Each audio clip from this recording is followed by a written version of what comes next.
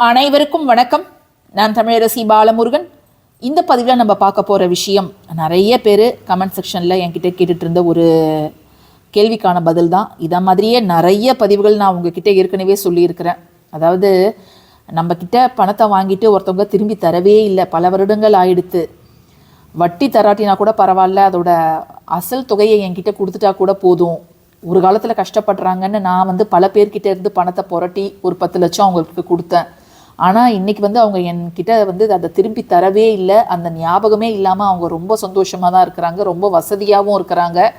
இப்போ அவங்க நல்லா வசதியாக இருக்கிறாங்க. அந்த 10 லட்சம் அவங்களுக்கு ஒரு பெரிய விஷயமே இல்லை. பட் இருந்தாலும் இந்த மாதம் தரேன், அடுத்த மாதம் தரேன் அப்படின்னு சொல்லிட்டு என்ன இழுத்தடிக்கிறாங்க அப்படின்ட்டு நிறைய பேர் சொல்லியிருக்கிறீங்க. அதே மாதிரி நமக்கு வராத சொத்து பாகம் பிரிப்பாங்க. அதில் நமக்கு அதில் நம்மளை ஏமாத்துகிற மாதிரி சில விஷயங்கள் நடக்கலாம். உடன் பிறந்தவர்கள், பங்காளிகள்லாம் சொல்லுவாங்கல்ல, அவங்கெல்லாம் நமக்கு தராமல் ஏமாற்றலாம். ஸோ நமக்கு சேர வேண்டிய பணம், அது இடமாக இருந்தாலும் சரி, நகையாக இருந்தாலும் சரி, அது நம்மிடம் சேருவதற்கு நாம் செய்ய வேண்டிய மிக சக்தி வாய்ந்த ஒரு வழிபாட்டு முறை தான். இந்த வழிபாடை இப்போ தான் நான் ஃபஸ்ட் டைம் நம்ம சேனலில் நான் போடுறேன்.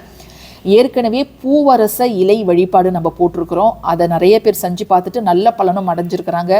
ஆனால் அதில் பிரச்சனை என்னென்னா, வெளிநாட்டில் இருக்கிறவங்களுக்கு, இந்த நகர்ப்புறங்களில் இருக்கிறவங்களுக்கு எனக்கு பூவரச இலை கிடைக்கல, அதை நீங்கள் அடிக்கடி மாற்ற சொல்கிறீங்க, எங்களுக்கு ஒரு இலை கிடைக்கிறதே ரொம்ப பெரிய விஷயம், நீங்கள் வேறு ஏதாவது சொல்லுங்கள் அப்படின்னு கேட்டிருந்தாங்க. ஸோ அதற்காக தான் நம்ம இன்றைக்கி இந்த தனியா விதைகள் இருக்குது இல்லையா, மல்லி விதைகள், இதை வச்சு நம்ம ஒரு சிறப்பான ஒரு வழிபாடு அல்லது பரிகாரம் தான் நம்ம செய்ய போகிறோம். இதை நீங்கள் சனிக்கிழமை அன்னைக்கு செய்யணும். சனிக்கிழமை நீங்கள் காலையில் எழுந்ததுலேருந்து இரவு தூங்க போகிறதுக்குள்ளார எப்போ வேணாலும் செய்யலாம். எந்த நேரம், இந்த நேரத்தில் பண்ணணும், அந்த நேரத்தில் பண்ணணும்னு எந்த ஒரு குறிப்பிட்ட நிபந்தனைகளும் இதற்கு கிடையாது. யார் வேணாலும் இதை செய்யலாம். நான் அசைவம் சாப்பிட்ருக்கேன், இல்லை மாதவிடாய் தீட்டில் இருக்கிறேன், பிறப்பிறப்பு தீட்டில் இருக்கிறேன், அதெல்லாம் ஒன்றுமே கிடையாது. ஒரு தொடர்ந்து 3 சனிக்கிழமைகள் நீங்கள் செய்யணும். தொடர்ந்து செய்ய முடியாவிட்டாலும் 3 சனிக்கிழமைகள் நீங்கள் கணக்கில் வச்சுக்கோங்க. நடுவில் நீங்கள் ஸ்கிப் பண்ணிட்டீங்க, ஊருக்கு போயிட்டீங்க, செய்ய முடியல, மறந்துட்டேன் அப்படின்னா கூட நீங்கள் 3 சனிக்கிழமைகள் இதை நீங்கள் செய்யும் பட்சத்தில் நிச்சயமாக நீங்கள் யாருக்கிட்ட பணம் கொடுத்து அவங்க உங்களுக்கு திரும்ப தரலையோ அவங்கக்கிட்ட இருந்து ஏதாவது ஒரு நல்ல செய்தி உங்களை நிச்சயம் தேடி வருங்க. ஸோ இப்போ என்ன செய்யணும் அப்படிங்கிறத நம்ம பார்க்கலாம். கொஞ்சம் கூர்மையாக கவனிங்க. இதற்கு தேவையானது தனியா, அதுக்கப்புறம் முக்கியமான பொருள் பச்சை கற்பூரம் ரொம்ப முக்கியம். பச்சை கற்பூரம் ரொம்ப முக்கியம். அதுக்கப்புறம் உங்களுக்கு இந்த சாம்பிராணி தூபக்கால் இருக்குது இல்லையா, அது வேணும். 2 அகல் விளக்குகள் வேணும். இப்போ என்ன பண்ணணும் அப்படிங்கிறத பார்த்துடலாம். இப்போது நான் சாம்பிராணி தூபக்கால் எடுத்துருக்கிறேன். அதில் ஒரு அகலில் ஒரு 2-3 பீஸ் பச்சை கற்பூரம் எடுத்துருக்கிறேன். இப்போ கீழே ஒரு அகல் வைக்கிறீங்கன்னா மேலேயும் அதே சைஸு ஒரு அகல் வைக்கிற மாதிரி நீங்கள் ஒரு அகல் எடுத்துக்கோங்க. இது அகல் விளக்கு தாங்க பெஸ்ட்டு. ஜஸ்ட்டு இது நம்ம அந்த பச்சை கற்பூரம் எரியும் போது இந்த அகலை இதோட மேல் பகுதியில், அது எரியுது இல்லையா, அதோட மேல் பகுதியில் இப்படி வச்சு காமிங்க. ரொம்பவும் கிட்டக்க காமிக்க வேண்டாம். ஜஸ்ட் இப்படி காமிச்சிங்கன்னா அதோட கருப்பு புகை எல்லாமே இந்த அகலோட உள்பகுதியில் படிஞ்சிடும். ஸோ நல்லா உங்களுக்கு ஒரு லேயர் ஆஃப் கருப்பு அந்த புகை ஃபார்ம் ஆகிடும். ஸோ அது நல்லா ஃபார்ம் ஆகட்டும். அதுக்கப்புறம் நீங்கள் என்ன செய்யணும்னா, இந்த கருப்பு படிஞ்சிருக்குது இல்லையா, இதை எடுத்து தான் நம்ம எவ்வளவு அமௌண்ட் நமக்கு வர வேண்டியது இருக்குது அப்படிங்கிறத நம்ம ஒரு வெள்ளை பேப்பரில் எழுத போகிறோம். வேணும்னா நீங்கள் அந்த நபரோட பெயரை எழுதலாம். இல்லை நகை வரணும்னா அந்த நகை எவ்வளோ சவரன்னு, யார் அந்த நபர், அவங்களோட பேர், எது வேணாலும் நம்ம அதை மாதிரி அந்த வெள்ளை பேப்பரில் எழுதிக்கலாம். ஸோ இது மட்டும் போதுங்க. இப்போது இந்த அகலில் இருக்கக்கூடிய அந்த கருப்பை எடுத்து நம்ம இந்த மாதிரி இந்த தீக்குச்சி இருக்குது இல்லையா, அதோட பின்பக்கத்தில் நான் 10 லட்சம் அப்படின்னு எழுதியிருக்கிறேன். நீங்கள் இந்த மாதிரி குச்சியிலையும் எழுதலாம், அல்லது நம்ம இந்த மாதிரி உங்களுடைய இந்த மோதிர விரலில் கூட நீங்கள் எழுதலாம். ஆனால் அதுக்கு நிறைய பெரிய பேப்பர் வேணும். அதில் வச்சு நீங்கள் எழுதுனீங்கனாலே இது அழகாக வந்துடும். இப்போ ஃபார் எக்ஸாம்பிள் நான் இப்படி 10 அப்படின்னு நீங்கள் இதால் கூட போட்டுக்கலாம்.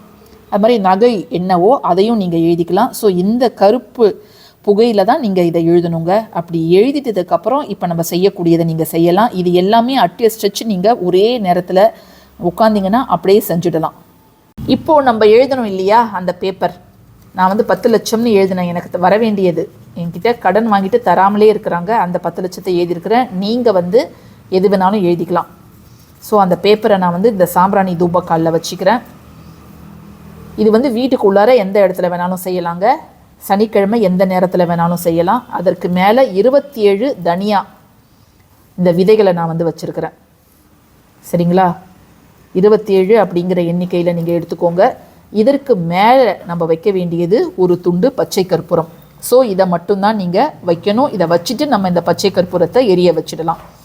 இன்னொரு முக்கியமான விஷயம் என்ன அப்படின்னு பார்த்தீங்கன்னா, நீங்கள் இதை செய்யும் பொழுது இப்படி ஒரு விஷயத்தை செய்கிறேன் அப்படிங்கிறத நீங்கள் யாருக்கிட்டேயும் சொல்லாதீங்க. அதாவது நான் இன்றைக்கி இதை செய்ய போகிறேன் அப்படின்லாம் எதுவுமே சொல்லாதீங்க. இன்கேஸ் நீங்கள் 3 வாரம் செஞ்சதுக்கப்புறம் உங்களுக்கு நல்ல ரிசல்ட் வந்திருக்குது அப்படிங்கிற பட்சத்தில் இதை வந்து நீங்கள் மற்றவர்கள்கிட்ட வெளியில் சொல்லலாம். 1 வாரம் நான் செஞ்சுருக்கிறேன் அப்படிங்கிறத நீங்கள் வந்து எக்காரணத்தை கொண்டும் யாருக்கிட்டையுமே சொல்லாதீங்க. அதே போல் இது எரிய வைக்கிறீங்க இல்லையா, இதை வந்து வெளிநபர்கள் யாரும் பார்க்கக்கூடாது. இப்போ ஒருத்தவங்க உங்கள் வீட்டுக்கு யாரோ விருந்தாளி வந்திருக்கிறாங்க, அவங்க வீட்டில் தங்குறாங்க அப்படிங்கிற பட்சத்தில் அவங்களுக்கு முன்னாடி நீங்கள் இதை செய்யாதீங்க. கொஞ்சம் மறைவாக வந்து வேறு ஒரு இடத்துல நீங்கள் இதை செய்யுங்க.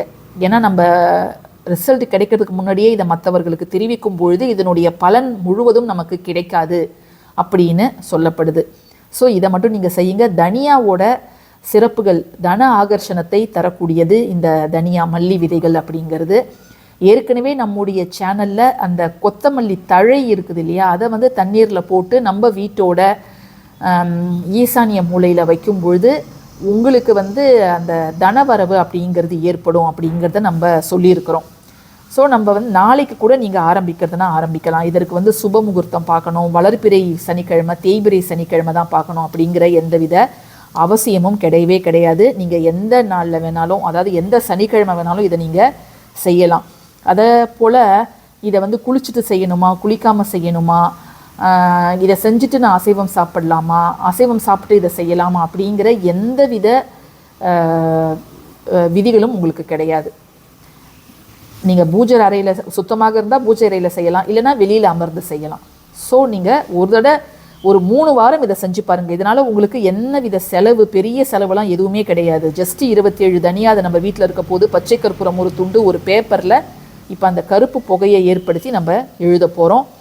இப்போ இன்னொரு சந்தேகம் வரும், இந்த சனிக்கிழமை ஒரு டைமில் செஞ்சுட்டு அடுத்த சனிக்கிழமை வேற ஒரு நேரத்தில் செய்யலாமா? தாராளமாக செய்யலாம். சனிக்கிழமை அப்படிங்கிறது தான் கணக்கு. மற்றபடி இந்த நாளைக்கு நீங்கள் காலையில் செய்கிறீங்க அப்படின்னா அடுத்த சனிக்கிழமையும் காலையிலே தான் செய்யணும் அப்படின்னு எந்தவித விதிகளும் கிடையாதுங்க. இவ்வளோதாங்க நீங்கள் செய்யணும். ஜஸ்ட் இதை எரிய வச்சுடுங்க. இன்கேஸ் வந்து எல்லா தனியாவும் எரியல அப்படின்னா நீங்கள் வந்து இன்னொரு துண்டு பச்சை கற்பூரத்தை வச்சு நீங்கள் எரிய வைக்கலாம்.